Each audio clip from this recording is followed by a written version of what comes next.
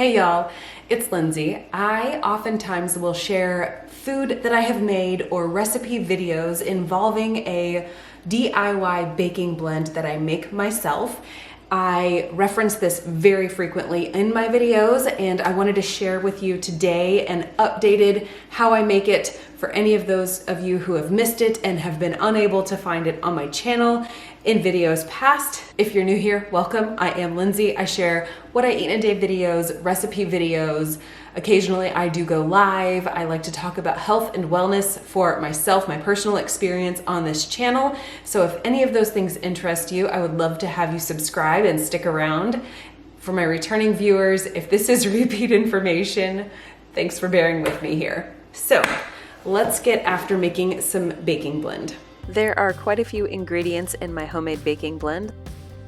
I use oat fiber, unflavored collagen, almond flour, coconut flour, flaxseed meal, I use the golden color, konjac root or glucomannon powder, and unflavored whey protein isolate. I'll be sure to link all of the ingredients in my description box below. I am going to get my scale set up here and my container that I will be mixing everything in and storing the baking blend in. I like to use the reverse measuring method with my food scale here, where I will place my ingredient on the scale, zero it out, and then pull out the volume I need. The first ingredient I'm going to use is the coconut flour. I'm going to go ahead and zero out my coconut flour on my scale, and then I will measure 400 grams of coconut flour into my storage container. I have been making this baking blend for more than 6 years at this point, and I have tried it where I just use cups and tablespoons to measure out the various ingredients, and I wind up with very different results that I can't rely on. So using my food scale is the only option that I'm going to offer, because it's the only option that gives the most accurate and consistent results.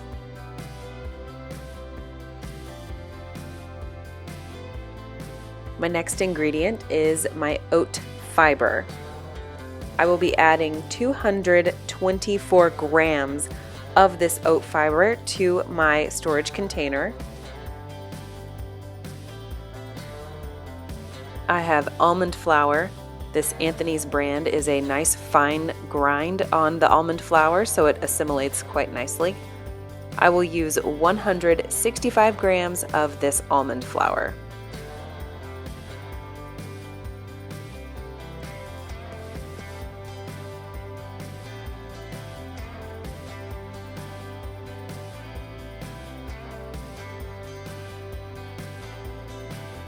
I have my whey protein isolate here. The Isopure brand has been consistent for me over the years.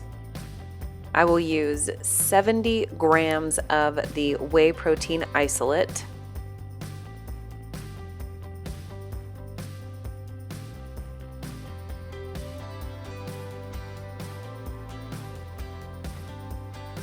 The next ingredient will be collagen. This is a beef collagen that I have used for quite a few years now.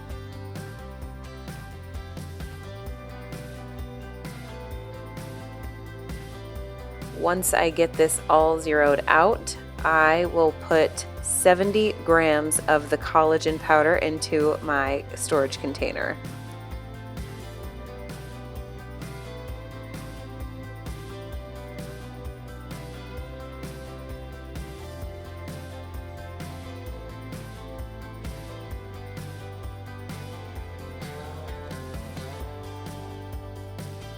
Flaxseed meal is next on the list. I like to use the golden flaxseed meal from the Manitoba brand.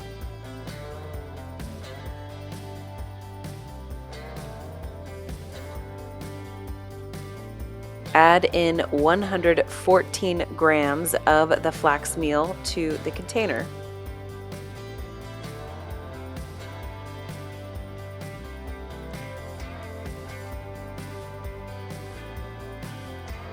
Last but not least, we have the Glucomannon powder.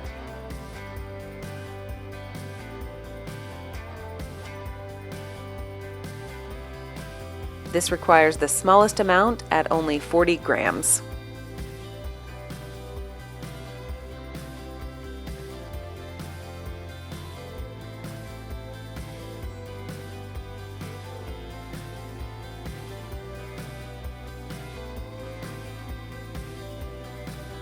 Now that all of my ingredients are in my container, I'm going to whisk them together.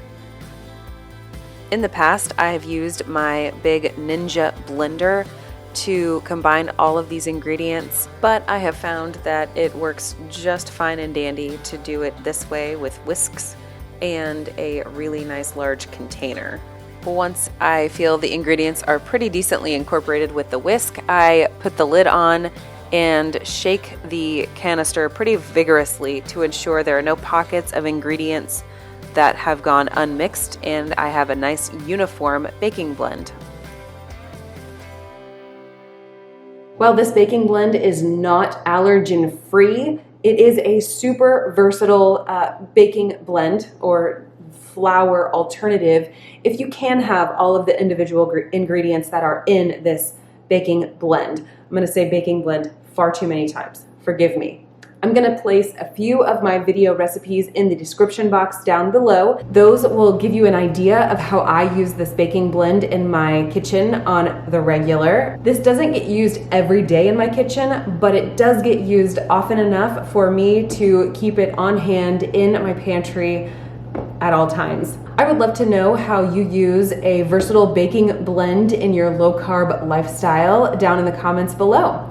I hope to see you in the next video.